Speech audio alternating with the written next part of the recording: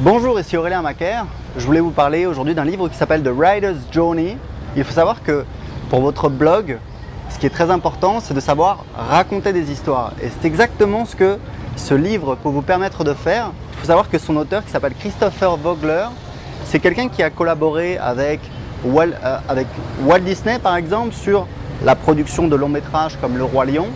C'est un expert de l'écriture de scénarios et en fait, il a basé son travail sur un livre très connu qui s'appelle Le héros aux 1000 visages de Joseph Campbell, qui a étudié en fait comment toutes les histoires depuis l'Antiquité utilisaient toujours le même type de héros, le même type de symbolique.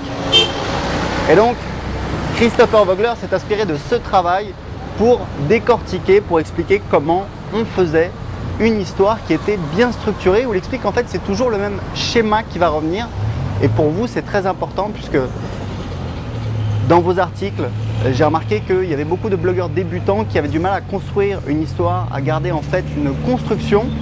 Donc ça peut être dans vos articles, ça peut être également dans votre positionnement, dans votre histoire que vous allez raconter. Moi au départ, je me suis, on va dire, imposé sur mon blog Read Me, I'm Famous parce que justement, je racontais une histoire, je racontais mon histoire où j'expliquais comment je me donnais 1 an pour gagner ma vie avec mes blogs et voyager. Alors en fait, le travail de Christopher Vogler dans The Writer's Journey, il repose essentiellement sur 2 axes. Le premier, ça va être les archétypes du héros. En fait, il nous montre qu'il y a des types de héros qui reviennent tout le temps. Quant au deuxième, ça va être sur la construction de l'histoire où en fait il explique que c'est un petit peu toujours la même trame qui se déroule et il explique un petit peu quelle est cette trame.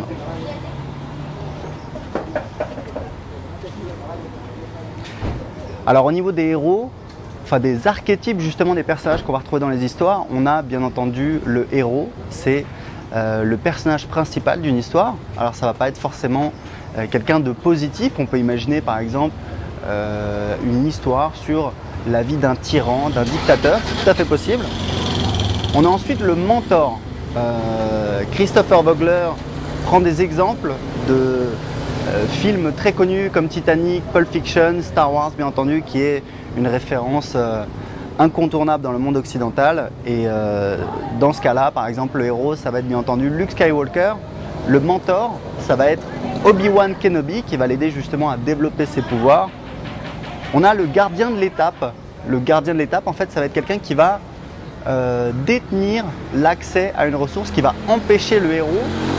Et le héros, dans sa quête, pour parvenir à son résultat, va devoir justement passer cette étape. Il va devoir soit combattre le gardien, soit il va devoir le convaincre, soit il va devoir le séduire, soit il va devoir le rallier à sa cause. Ce n'est pas forcément un ennemi, ça peut être quelqu'un qui est là du fait de ses fonctions, du fait de son travail. On a ensuite le héros dans le sens du messager, avec le héros avec un D. On a le shapeshifter, ça c'est quelqu'un qui va changer de forme et on remarquera que dans certaines histoires, quelqu'un qui est un allié peut se transformer en un ennemi. On a un mentor qui peut se transformer en un ennemi également. Il y a plein de choses qui sont possibles, donc ça c'est le symbole d'un changement de forme d'un personnage.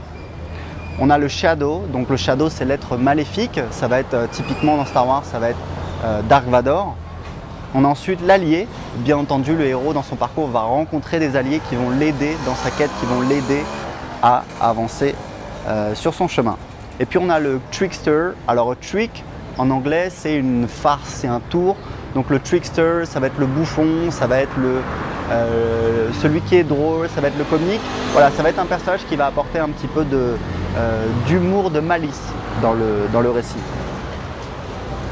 Alors le deuxième axe sur lequel vous allez travailler, là ça va être très très intéressant. Vous allez voir qu'en fait il a décortiqué, il montre un schéma et il explique que c'est un petit peu toujours la même trame qu'on retrouve dans les films ou alors dans les livres. Au début, on a ce qu'il appelle le monde ordinaire. Le monde ordinaire, en fait, c'est le monde dans lequel vit le héros. Et il va lui arriver quelque chose, c'est un appel à l'aventure. En fait, il y a le destin, un personnage, l'histoire, son histoire, qui l'incite à quitter son monde ordinaire, à partir à l'aventure, à la quête de quelque chose. Et en fait, dans bien des cas, le héros ne va pas accepter tout de suite. Il va être réfractaire à partir à l'aventure. Et en fait, ce qui va se passer, c'est qu'il va y avoir un événement qui va le forcer à sortir de son monde ordinaire et à se lancer à l'aventure.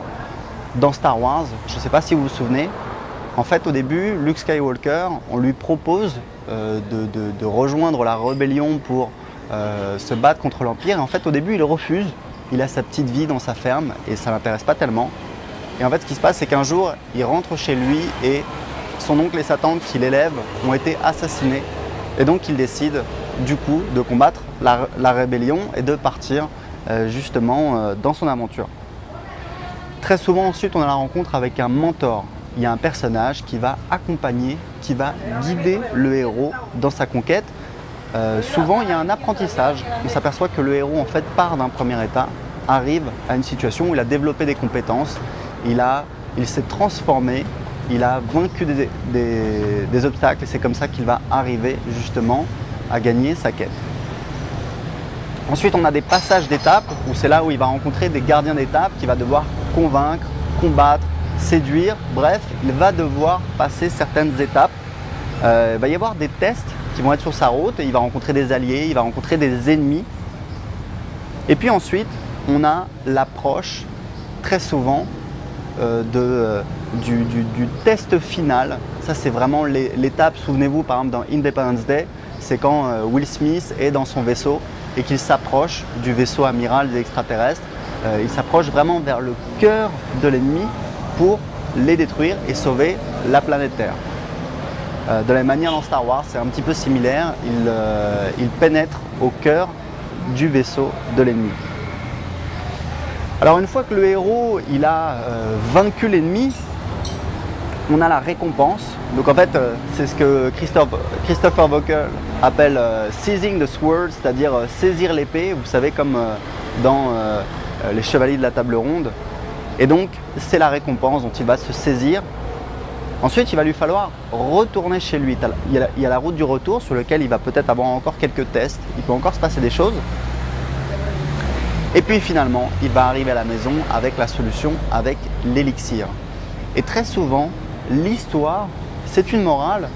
Très souvent, en fait, le héros va obtenir son résultat, c'est-à-dire la chose qu'il était venu chercher. Et en fait, très souvent, il y a une morale. C'est qu'en fait, il va se rendre compte que, eh bien, en fait, il a fait tout ça, il a gagné, mais le plus important c'est X ou Y. En fait, on a une morale de l'histoire, ça c'est très très important.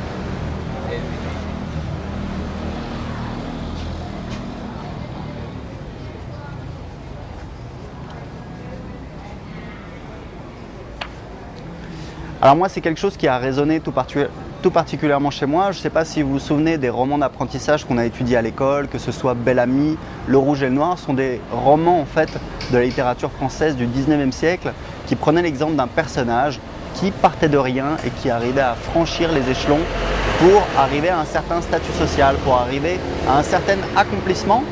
Et j'ai trouvé que véritablement ce livre était très pertinent. Et c'était vraiment une très très bonne aide si vous devez construire une histoire, un livre, un article. Même comme je vous l'ai dit, pour travailler sur votre positionnement, c'est très important de déterminer votre propre histoire. Et donc c'est la raison pour laquelle je vous recommande de lire The Writer's Journey de Christopher Vogler. Merci pour votre attention, je vous donne rendez-vous à très bientôt sur Bloguer TV.